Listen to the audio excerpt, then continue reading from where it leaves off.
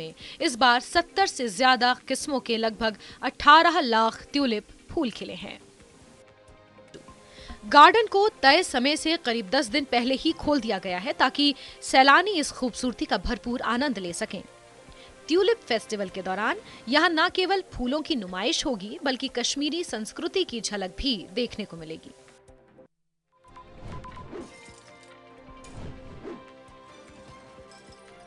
जम्मू कश्मीर प्रशासनिक JKS परीक्षा में 50वीं रैंक हासिल कर क्षेत्र के सीमावर्ती गांव सई कला में रहने वाले रोहित चौधरी पुत्र मुल्कराज चल ने क्षेत्र के साथ साथ अपने माता पिता का भी नाम रोशन किया। जाट नेता शमशेर चौधरी रोहित शर्मा के घर पहुंचे और जम्मू कश्मीर प्रशासनिक JKS परीक्षा में सफल रहने पर उन्हें मुबारकबाद दी, साथ ही सम्मानित भी किया। इस मौके पर उनके साथ बिरादरी के अन्य लोग भी उपस्थित रहे। जाट नेता शमशेर चौधरी ने कहा, रोहित चौधरी ने जम्मू कश्मीर प्रशासनिक JKS परीक्षा में 50वीं रैंक हासिल कर क्षेत्र के साथ साथ जाट बिरादरी का नाम भी रोशन किया है। इसके चलते आज उन्हें सम्मानित किया गया है। बहुत ज़्यादा हौसला बढ़ता है जिससे कोई भी अगर अं कुछ अचीव करने लाइफ से अगर कोई सपोर्ट करे, कोई साढ़े नाल खड़ा होगा फिर और चंगा लगेगा, ज़्यादा खुशी होगी। क्या कहना चाहते हैं? मैं यही कहना चाहता हूँ कि जो JKS की लिस्ट निकली अभी उसमें सही मौला से हमारे ये रोहित चौधरी जी, इनको बड़ी बड़ी मुबारक है जिन्होंने बरादरी का नाम रोशन किया।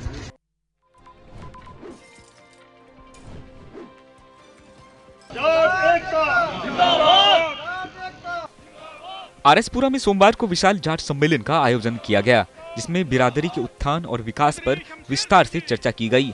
सम्मेलन की अध्यक्षता जाट बिरादरी के प्रमुख नेता सुरेंद्र पाल सिंह ने की और मुख्य रूप से जाट नेता शमशेर चौधरी उपस्थित रहे। इससे पहले बिरादरी के लोगों ने एक विशाल रैली निकाली जिसमें शमशेर चौधरी का जोरदार स्वागत किया गया। जिला जम्मू, सांबा, कठुआ और उधमपुर सहित अन्य जिलों से आए बिरादरी के सदस्यों ने भी बढ़ चढ़कर हिस्सा लिया।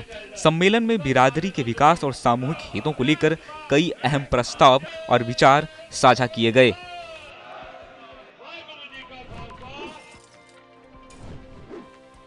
चेहरे पर चिंता और परेशानी, आंखों में अपनों की सलामती की उम्मीद। रामबन का ये परिवार इस वक्त जिस दौर से गुजर रहा है उसकी कल्पना भी मुश्किल है। रामबन के अखिल अली जो पिछले 5 साल से ईरान में मेडिकल कॉलेज की पढ़ाई कर रहे थे, अब ईरान इजराइल के बीच छिड़ी जंग के बीच फंस गए हैं। आसमान से गिरती मिसाइलें और बंद होती उड़ानें इन परिवारों के लिए किसी बुरे सपने से कम नहीं है। परिवार वालों का कहना है कि हर बीतते पल के साथ उनके बच्चों पर खतरा मंडरा रहा है। ईरान में फंसे अखिल अली के परिजनों का दिल हर पल घबराया रहता है। उनका कहना है कि हर फोन की घंटी के साथ उनकी धड़कनें भी बढ़ने लगती हैं। फोन पर जब अखिल से बात होती है तो वो जो मंजर बयां करता है उसे सुनकर पिता की रूह कांप जाती है। अखिल बताते हैं कि वहां आए दिन बमबारी हो रही है, सायरन गूंज रहे हैं और मौत का साया हर तरफ मंडरा रहा है। पीड़ित परिवारों ने अपने बच्चों की सुरक्षित वापसी की मांग की है और इसके लिए भारत सरकार से गुहार भी लगाई है।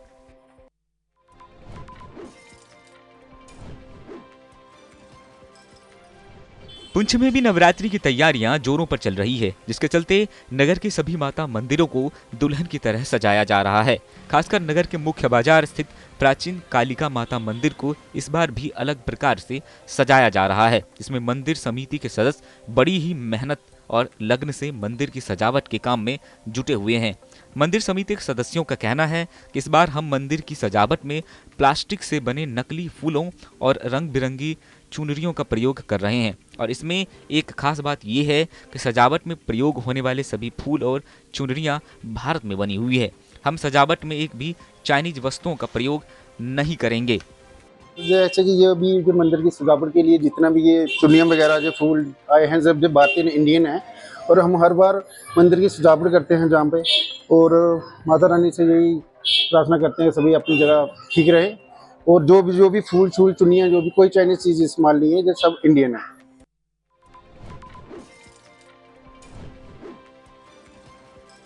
अनंतनाग जिले के कुकरनाग इलाके में स्थित नागम गांव इन दिनों बेकरी गांव के नाम से चर्चा में है। इस गांव ने पारंपरिक कश्मीरी बेकरी उत्पादों के जरिए अपनी अलग पहचान बनाई है।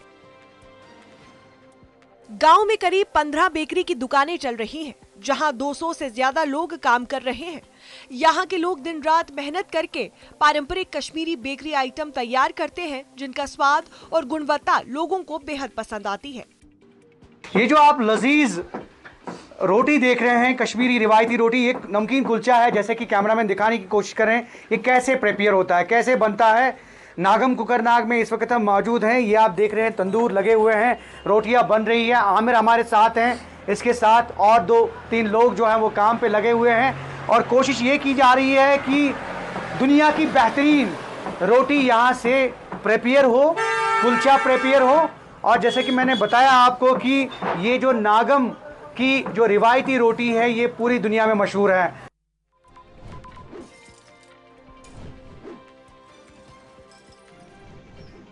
मंडी में मौसम ने ऐसे अचानक करवट ली कि पूरे इलाके में शीत लहर पड़ने लगी।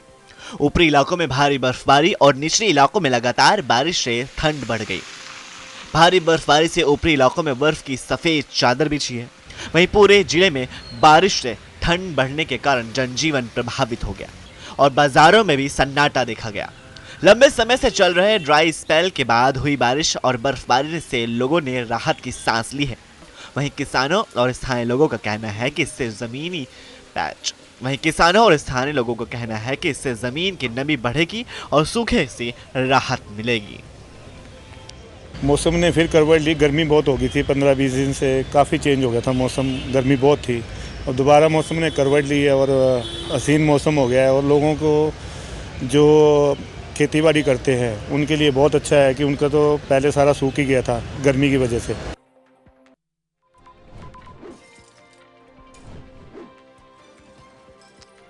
किन्नौर में मौसम ने अपनी मेहरबानी दिखाई है, जिसकी वजह से ऊपरी इलाकों में बर्फबारी और निचले इलाकों में अच्छी बारिश दर्ज की गई है। लंबे समय से चल रहा सूखे का दौर थम गया है। वहीं किसानों और बागवानों के चेहरे पर खुशी लौट आई है। बागवानों का कहना है कि मार्च में होने वाली बर्फबारी और बारिश से सेब की फसल को नुकसान नहीं होता है, बल्कि यह फायदेमंद होता है। वहीं उपायुक्त डॉक्टर अमित कुमार शर्मा ने बताया कि बर्फबारी और बारिश से किसी तरह के नुकसान की सूचना नहीं मिली है। सभी राष्ट्रीय राजमार्ग और संपर्क मार्ग खुले हुए हैं। हालांकि कुछ स्थानों पर बाधित बिजली आपूर्ति को बहाल कर दिया गया है।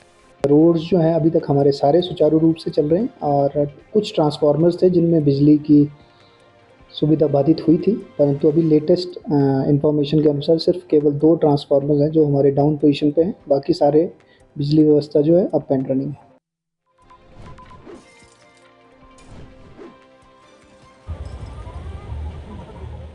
मनाली के ऊपरी इलाकों में लगातार बर्फबारी से पूरे इलाके में तापमान बदल गया और अटल टनल के पास हजारों सैलानी और वाहन फंस गए।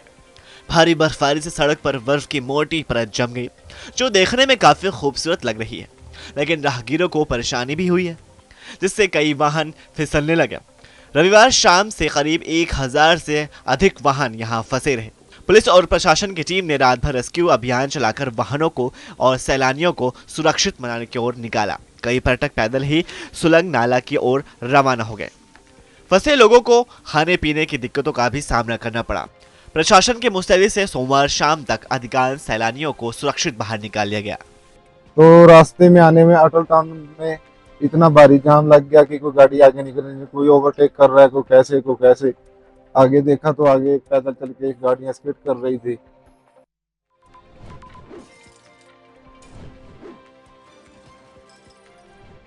सोलन में अचानक बदले मौसम ने किसानों और व्यापारियों के चेहरे पर खुशी ला दी है। लंबे समय से पड़ रहे सूखे के बाद बारिश ने स्थानीय व्यापारियों के लिए अमृत वर्षा बताया जा रहा है। व्यापारी विजय दुग्गल और धर्मेंद्र ठाकुर का कहना है कि इससे टमाटर, मटर, लहसुन और प्याज जैसी नकदी फसलों को फायदा होगा और बाजार में रौनक बढ़ेगी। हालांकि बारिश के साथ गिरी ओलावृष्टि ने बागवानों की चिंता भी बढ़ा दी है, क्योंकि गुठलीदार फलों में इस समय फ्लावरिंग का दौर चल रहा है। बारिश से धूल और प्रदूषण कम होने के साथ पेयजल संकट और सूखते जल स्रोत को भी राहत मिलने की उम्मीद जताई गई है। जो अब उन्हें लग रहा था कि उनकी फसलें सूख रही है, अब उन फसलों जैसे मटर, टमाटर और अभी लहसुन, प्याज, कई तरह की ऐसी फसलें जो यहाँ पे कैश क्रॉप जिनको कहते हैं, जिससे अपना जीवन यापन करते हैं, उस पे इसका प्रभाव बहुत अच्छा पड़ेगा। और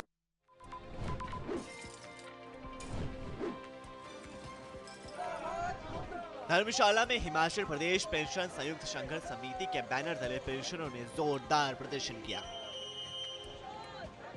उपायुक्त कार्यालय के समीप आयोजित रैली में करीब 2500 से 3000 पेंशनरों ने भाग लिया और राज्य सरकार के खिलाफ नारेबाजी की। प्रदर्शनकारियों ने संशोधित ग्रेजुएटी, लीव इनकैशमेंट और छठे वेतन आयोग के लंबित एरियर के भुगतान की मांग उठाई है। साथ ही चिकित्सक बिलों का भुगतान, 13% महंगाई भत्ता और राहत राशि जारी करने की भी मांग की गई है। समिति के राज्य अध्यक्ष सुरेश ठाकुर का कहना है कि वर्षों से सेवा देने के बाद भी पेंशनरों को अपने अधिकारों के लिए सड़कों पर उतरना पड़ रहा है। उन्होंने सरकार से जल्द समाधान की मांग की है।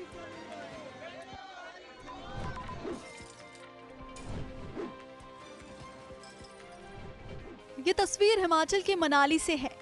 अचानक शाम के समय हुई बर्फबारी के चलते अटल टनल में 1000 से ज्यादा वाहन फंस गए। वाहनों के फंसने की सूचना मिलते ही मनाली पुलिस की टीम भी मौके पर पहुंच गई और सभी वाहनों को मनाली भेजा जा रहा है। अचानक हुई बर्फबारी के चलते वाहन बर्फ पर फिसलने शुरू हो गए थे। अब मनाली पुलिस की टीम जगह जगह वाहनों को निकालने में जुटी है। डीएसपी ने बताया कि अटल टनल के साउथ पोर्टल के पास लगभग 1000 से ज्यादा वाहन बर्फ में फंस गए हैं। लगातार रेस्क्यू ऑपरेशन चलाकर वाहनों को निकाला जा रहा है। पुलिस ने बीआरओ और अन्य संबंधित एजेंसियों से अनुरोध किया कि वो अपनी टीमों को तुरंत मौके पर तैनात करें, जिससे सड़क पर पड़ी बर्फ को हटाकर रास्ते को सुचारू किया जा सके।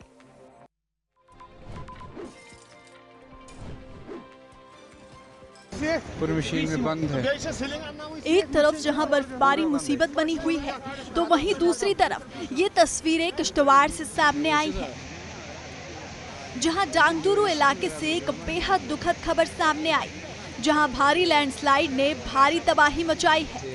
एचआरटी प्रोजेक्ट साइट पर अचानक पहाड़ का हिस्सा गिरने से वहां काम कर रहे लोग इसकी चपेट में आ गए और हालात बेकाबू हो गए। मलबे के नीचे कई लोगों के दबे होने की आशंका है, जिसके बाद राहत और बचाव की टीमें तुरंत मौके पर पहुंच गई हैं। रेस्क्यू टीम ने अब तक एक शव बरामद किया है, जबकि कई लोग अब भी लापता बताए जा रहे हैं, जिनका पता लगाने की कोशिशें जारी हैं। इस हादसे में कई मजदूर गंभीर रूप से घायल भी हुए हैं, जिन्हें इलाज के लिए पास के अस्पताल में भर्ती कराया गया है। खराब मौसम और लगातार गिरते पत्थरों के बीच प्रशासन और बचाव दल अपनी जान जोखिम में डालकर लोगों को निकालने में जुटे हैं।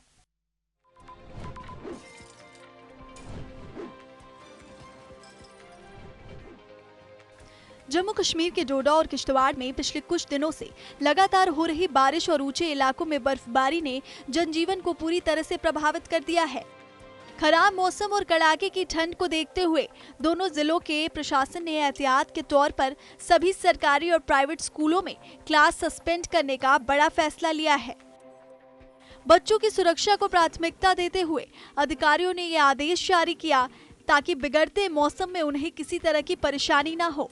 इसके साथ ही प्रशासन ने स्थानीय लोगों को सलाह दी कि वो अपने घरों के अंदर ही रहें और जब तक मौसम में सुधार नहीं होता तब तक गैर जरूरी यात्रा से पूरी तरह से बचें।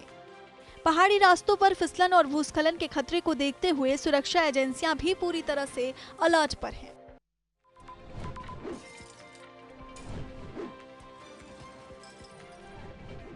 मंडी के सरद्वार गांव में उस वक्त हड़कंप मच गया जब एक मादा तेंदुआ पानी के गहरे टैंक में जा गिरी। टैंक की गहराई में बुरी तरह फंसी इस मादा तेंदुआ को देख स्थानीय लोगों ने तुरंत वन विभाग को इसकी जानकारी दी। खबर मिलते ही डीसीएफ मंडी वासु टूकर के निर्देश पर वन विभाग और सुंदरनगर की वन्यजीव टीम ने मौके पर पहुंचकर एक बड़ा रेस्क्यू ऑपरेशन शुरू किया। एक्सपर्ट्स और स्थानीय लोगों की सूझबूझ से जाल बिछाकर करीब 3 से 5 साल की इस मादा तेंदुए को सुरक्षित बाहर निकाला गया। राहत की बात ये रही कि मेडिकल जांच में तेंदुआ पूरी तरह स्वस्थ पाई गई और उसके शरीर पर चोट का कोई निशान नहीं मिला। डॉक्टरों की हरी झंडी मिलने के बाद उसे वापस सुरक्षित जंगल में छोड़ दिया गया, जिसके बाद वन विभाग ने इस सफल ऑपरेशन के लिए टीम और ग्रामीणों का आभार जताया।